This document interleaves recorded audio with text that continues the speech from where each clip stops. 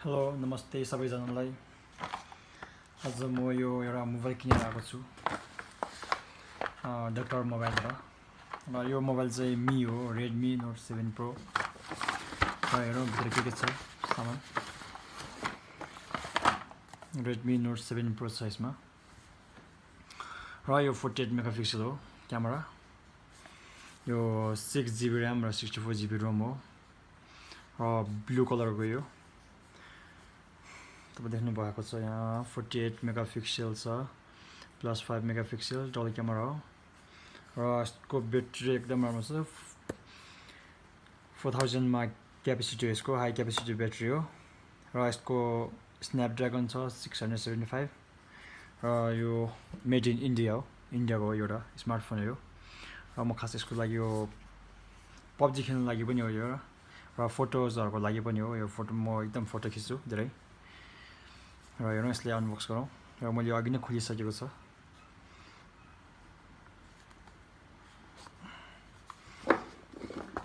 र सबैभन्दा पहिले त यहाँ एउटा कार्ड आउँछ र यो कार्डभित्र यो पिन छ, यहाँ एउटा यो सिम कार्ड निकाल्नेको पिन हो। र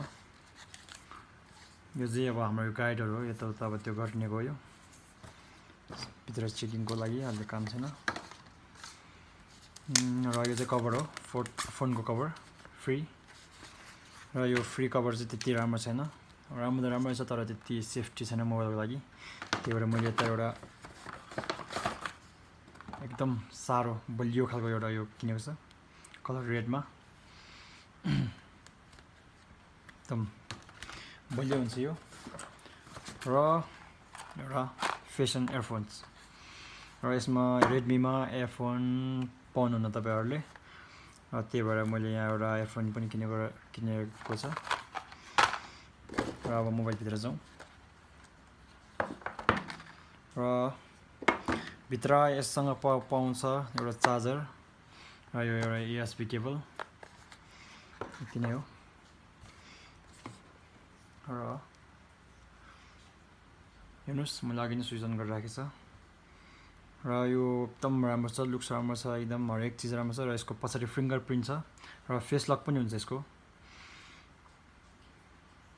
र तपाईँले यहाँ देख्न सक्नुहुन्छ यहाँ एउटा सिम, दुईवटा डबल सिम जान्छ। र तपाईँले यसमा डबल सिम एउटा मेमोरी कार्ड पनि लगाउन सक्नुहुन्छ। र यसको मेमोरी कार्ड चाहिँ कति छ भन्दाखेरिमा यो एक्सपेन्डेबल अप टु 256 सम्म छ।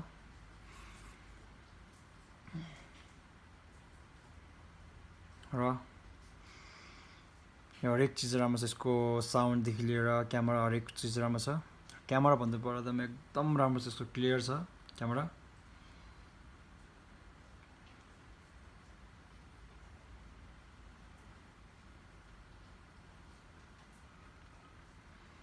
र यहाँ जुन तपाईँहरूले खोजिराख्नु भएको छ यो पोर्ट्रेट मोड, र पोर्ट्रेट मोड म पनि देखाइदिन्छु तपाईँलाई पोर्ट्रेट मोड गरेर। र यसमा हेर्नुहोस् तपाईँले यसमा अब रेडमीमा क्लिक गर्नुभयो भने रेडमी मात्र एकदम सफा देखाउँछ। पछाडि क्लिक गऱ्यो भने पछाडि क्लियर आउँछ र अगाडि पुरा धमिलो आउँछ। क्यामेरा पनि एकदम राम्रो छ यसको। र अब हामी जाउँ पब्जी भित्र।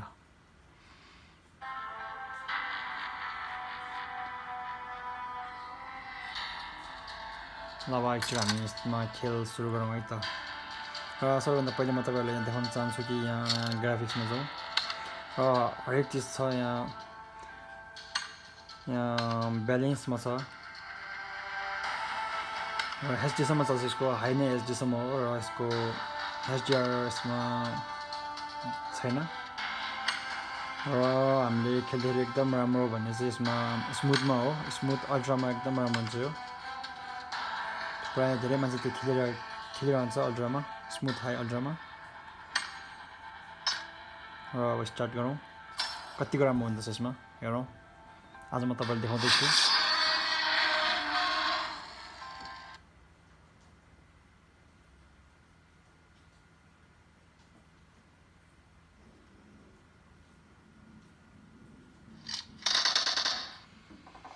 म चाहिँ थ्री फिङ्गर क्लक हिजो।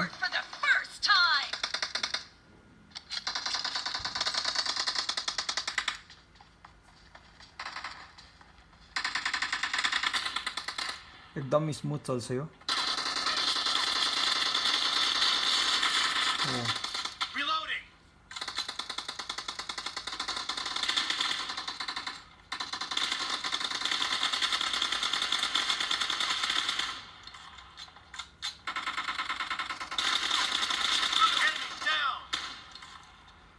एकदम यो नयाँ मोबाइल भएको कारण एकदम स्मुथ छ यो त्यही भएर त्यति राम्रोसँग खेल्न सक्दैन अगाडि भन्दा अगाडि मैले एउटा हल्का फुल्का सानोतिनो क्यामेरामा खेलेको कारणले मोबाइलमा खेलेको कारणले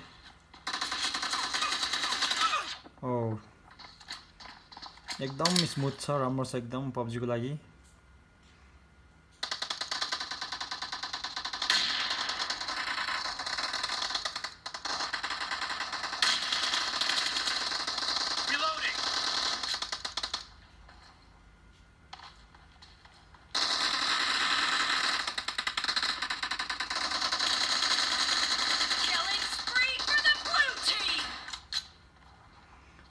यो त बडै स्मुथ रहेछ किन अगाडि मैले एउटा स्यामसङमा खेलिन्थ्यो तर एकदम ल्याग हुन्थ्यो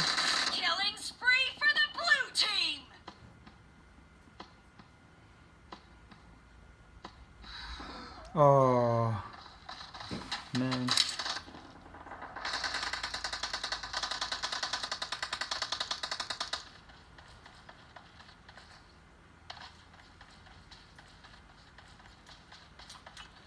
bomb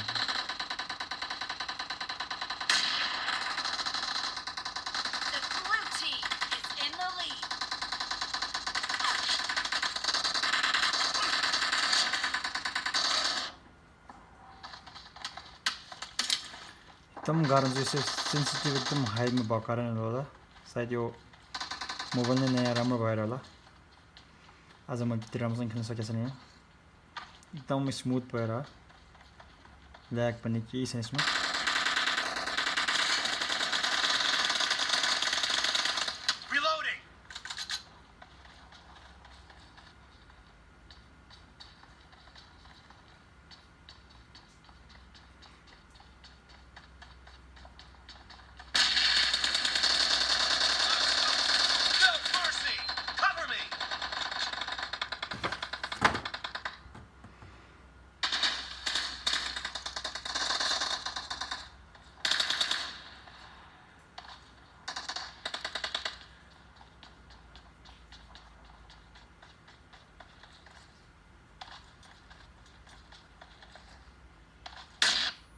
Oh.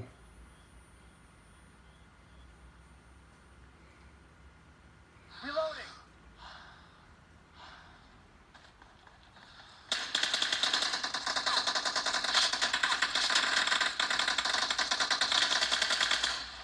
Cover me.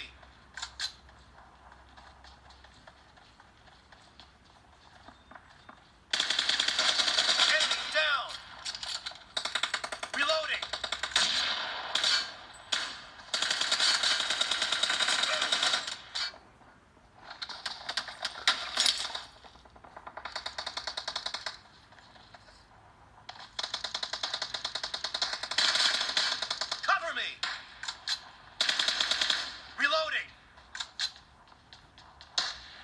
सायद धेरै स्मुथ भएर होला यो एकदम खेल्न गाह्रो भएर छ अगाडि धेरै ल्यागमा खेल्ने कारणले होला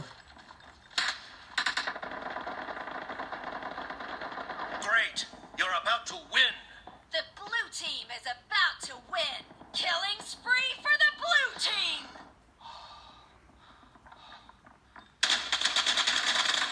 Cover me.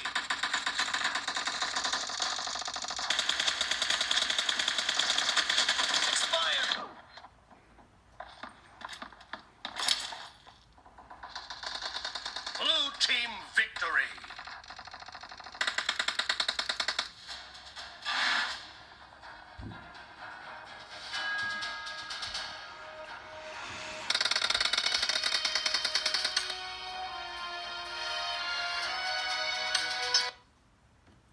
एकदम स्मुथ छ यसमा पब्जी र तपाईहरुले किन्नु पर्यो नि यो सायद Redmi नै राम्रो होला अब यसको प्राइस भन्नु पर्दाखेरि चाहिँ अब 15,000 हो आइसी अब भुटान र इन्डियाको सेम हो करेन्सी त्यही भएर